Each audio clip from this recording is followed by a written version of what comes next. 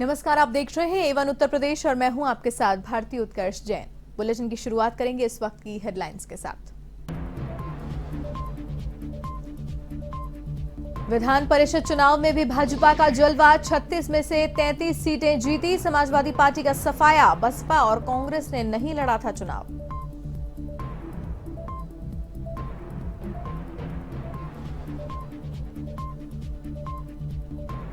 UP के बाराबंकी में रफ्तार का कहर, खड़ी पिकअप की डीसीएम से टक्कर। सड़क हादसे में चालक सहित 3 लोगों की दर्दनाक मौत।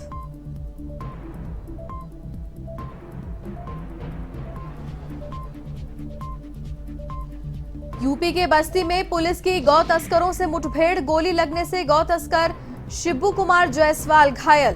पुलिस ने घायल समेत 4 लोगों को किया गिरफ्तार।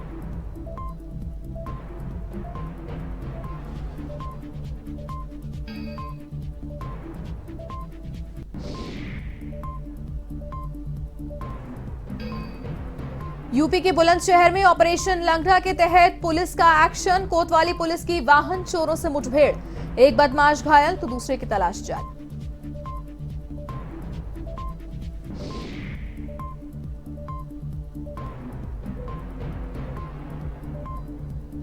यूपी में गर्मी का 3rd डिग्री टॉर्चर, पश्चिमी विक्षोभ के सक्रिय होने की संभावना, धूल भरी आंधी के साथ बारिश के आसार।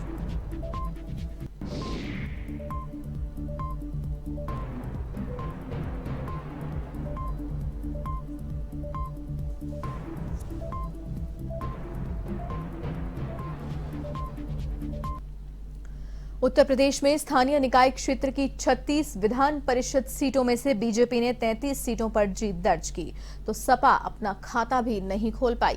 सूबे की 36 एमएलसी सीटों में से 9 सीट पर बीजेपी पहले ही निर्विरोध जीत दर्ज कर चुकी थी और बाकी जिन 27 सीटों पर मतदान हुआ उनमें से 24 सीटों पर बीजेपी ने जीत दर्ज की है। इस तरह से बीजेपी को सिर्फ 3 सीटों पर ही मात मिली।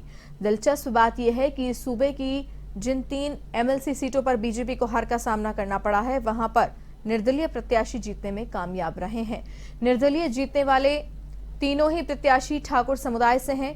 वाराणसी, चंदौली, भदोही सीट पर बीजेपी प्रत्याशी डॉक्टर सुदामा पटेल को निर्दलीय प्रत्याशी अन्नपूर्णा सिंह के हाथों मात खानी पड़ी है।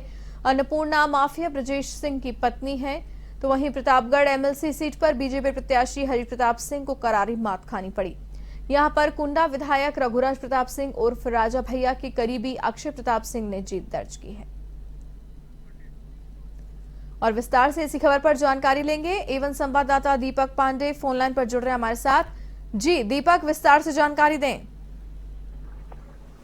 जी भारती, बता दें जिस तरह से उत्तर प्रदेश में स्थानीय निकाय क्षेत्र की 36 विधान परिषद सीटों में बीजेपी ने 35 सीटों पर जीत दर्ज की। वहीं बात की जाए समाजवादी पार्टी, जो सूबे में नंबर 2 की पार्टी रही है, उसको पूरी तरह विफलता प्राप्त हुई है इस विधान परिषद चुनाव में। और बात की जाए जिस तरह से निर्दलीय प्रत्याशियों ने कहीं ना कहीं बीजेपी के जीत दर्ज की है और कहीं ना कहीं ये भी हलचल तेज हो चुकी है, कहीं ना कहीं अभी बीजेपी निर्दलीय प्रत्याशियों से जीतने में असमर्थ दिखाई दे रही है। वहीं जिस तरह से बात की जाए चाहे प्रतापगढ़ के कुंडा की, प्रतापगढ़ में आपको बता दें कि राजा भैया का खुद का वर्चस्व है। उन्होंने विधानसभा चुनाव बात करें तो उनके भाई अक्षय प्रताप सिंह प्रतापगढ़ से प्रत्याशी बनाए गए थे जनसत्ता दल से, तो उन्होंने चुनाव में अब सपा के प्रत्याशी को पूर्ण बहुमत के साथ प्रचंड बहुमत से जीत हासिल की। और वहीं बात करें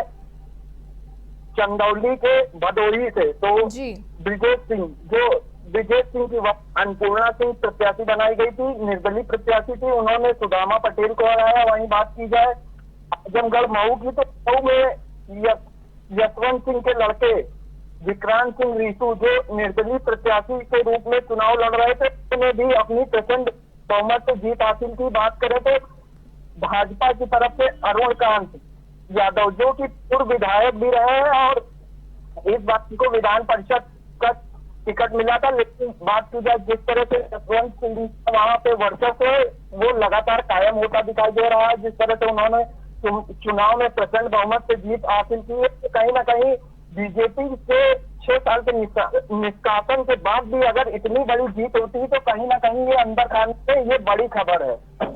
जी दीपक, ये भी बताएं कि जिन 3 सीटों पर बीजेपी जीत दर्ज नहीं कर पाई, वो तीनों ही सीटों पर निर्दलीय प्रत्याशी जीते हैं और वो तीनों ही सीटों पर एक ही जाति विशेष के प्रत्याशी जीत दर्ज करे हैं। तो इसके क्या मायने देखे जा रहे हैं या क्या कारण रहे होंगे?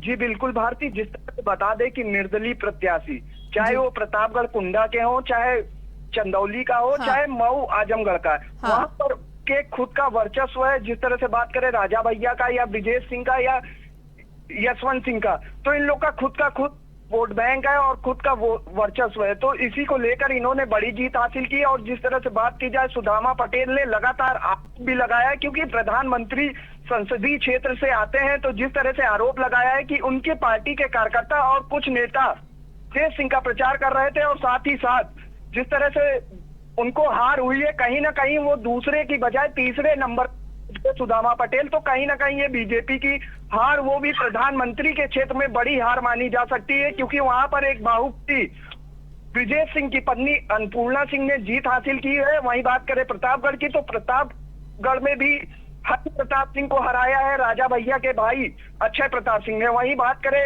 आजमगढ़ की, मऊ की, तो विक्रांत सिंह रीसू निर्दलीय प्रत्याशी थे जो बीजेपी में हुआ करते थे। इन्हीं के पिताजी यशवंत सिंह, जिन्होंने मुख्यमंत्री योगी आदित्यनाथ के लिए सीट खाली की थी और उनको प्रत्याशी बनाया गया था विधान परिषद सदस्य का। तो उसी को लेकर इस बार प्रत्याशी घोषित किया गया था अरुण कांत यादव को, लेकिन अरुण कांत तो जीत हासिल न कर पाए। और यहाँ पर विक्रांत सिंह रीसू ने अपने कड़े प्रतिद्वंदी को हराया। और जिस तरह से बात करते यशवंत सिंह को 6 साल का निष्कासन दिया गया, तो कहीं ना कहीं यशवंत सिंह का वर्चस्व अभी भी कामयाब हुआ है। जी दीपक, तमाम जानकारी के लिए आपका बहुत बहुत धन्यवाद। तो ये थे एवन संवाददाता दीपक पांडे, फोन लाइन पर हमारे साथ जुड़े हुए थे विस्तार से इस खबर पर अपडेट के लिए। अगली खबर का रुख करेंगे। यूपी के बाराबंकी में एक बार फिर से रफ्तार का कहर देखने को मिला। यहां अयोध्या हाईवे पर कीरतपुर के पास पिकअप को डीसीएम ने टक्कर मार दी। इस हादसे में पिकअप चालक समेत 3 लोगों की मृत्यु हुई। जानकारी के मुताबिक पिकअप से प्रधान ढाबे पर बर्फ उतारी जा रही थी। इसी बीच बाराबंकी की ओर से आई डीसीएम ने पिकअप को टक्कर मार दी। हादसे के बाद सूचना पाकर पहुंची पुलिस ने तीनों शवों को अस्पताल की मोर्चे में रखवाया।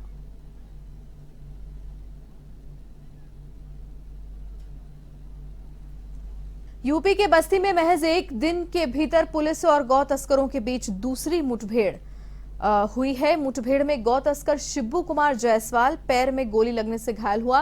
तो वहीं पुलिस ने लंबे समय से फरार चल रहे गौ तस्कर सुनील कुशवाहा, लालबाबू यादव और अरविंद को गिरफ्तार कर लिया है। महादेवा मुंडेरवा मार्ग पर इस मुठभेड़ में पुलिस ने मौके से 2 12 बोर तमंचा, 2 12 बोर खोखा कारतूस और 2 12 बोर जिंदा कारतूस समेत अन्य हथियार बरामद किए।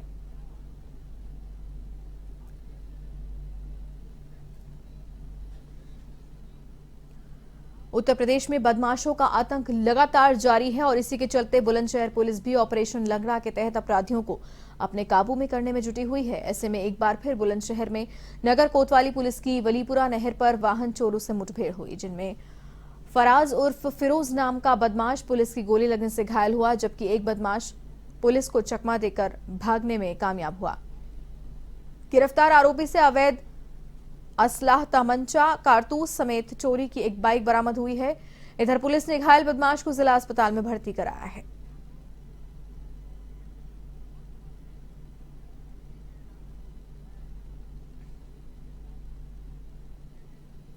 यूपी के बुलंदशहर में क्राइम कंट्रोल करने के लिए एसएसपी ने सख्त आदेश दिए हैं। एसएसपी संतोष कुमार सिंह के आदेश के बाद जनपद की पुलिस हरकत में आ गई है। तो वहीं पुलिस ने अपने अपने क्षेत्र में सघन चेकिंग अभियान चलाया है। इसी दौरान बुलंदशहर कोतवाली इंस्पेक्टर संजीव कुमार शर्मा ने काली नदी रोड पर सघन चेकिंग अभियान चलाया और सभी वाहनों की तलाशी ली। तो वहीं नियमों का उल्लंघन करने वालों के चालान भी काटे गए।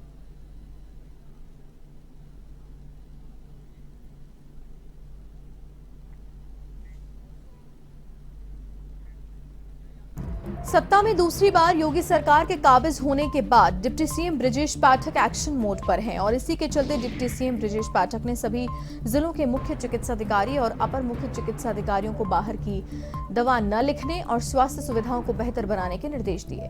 ऐसे में जब एवन टीवी की टीम ने महाराजगंज के सरकारी अस्पताल में स्वास्थ्य विभाग के आदेशों की पड़ताल की तो सच्चाई कुछ और ही निकलकर सामने आई।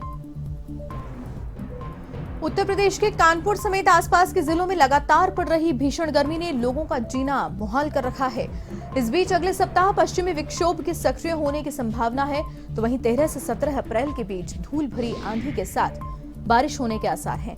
मौसम के इस बदलाव का असर दिल्ली, हरियाणा, पंजाब के साथ साथ पश्चिमी यूपी और कानपुर मंडल के जिलों में पड़ेगा। बारिश की वजह से तापमान में भी कमी आ सकती है। इसके अलावा 15 अप्रैल को एक और विक्षोभ बनने की उम्मीद है जो 17 अप्रैल तक सक्रिय रह सकता है।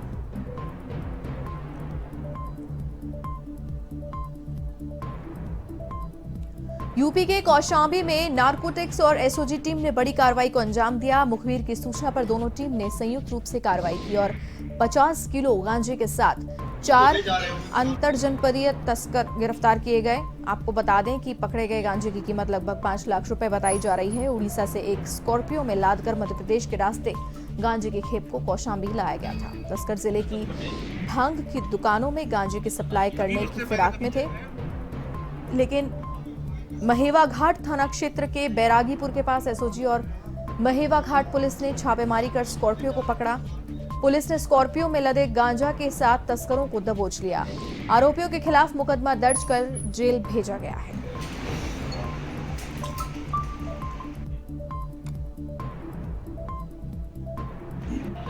अभी इससे पहले कभी जेल गए?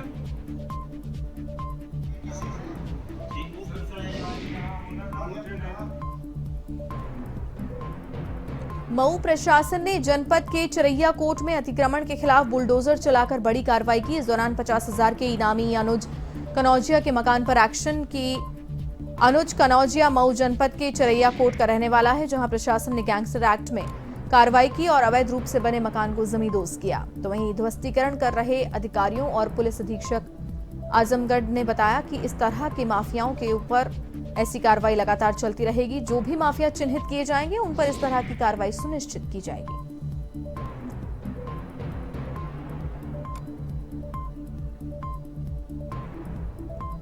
यूपी में प्रशासन का बुलडोजर लगातार चल रहा है। आपको बता दें कि रायबरेली जिले में कोर्ट के आदेश पर अतिक्रमणकारियों पर प्रशासन ने कार्रवाई करते हुए जमीन को अतिक्रमण मुक्त करवाया। शहर कोतवाली क्षेत्र के बस स्टॉप चौराहे से दीवानी कचहरी होते हुए अस्पताल चौराहे पर सड़क किनारे अस्थायी अतिक्रमण की कार्रवाई की गई। कार्रवाई से पूरे इलाके में हड़कंप मच गया।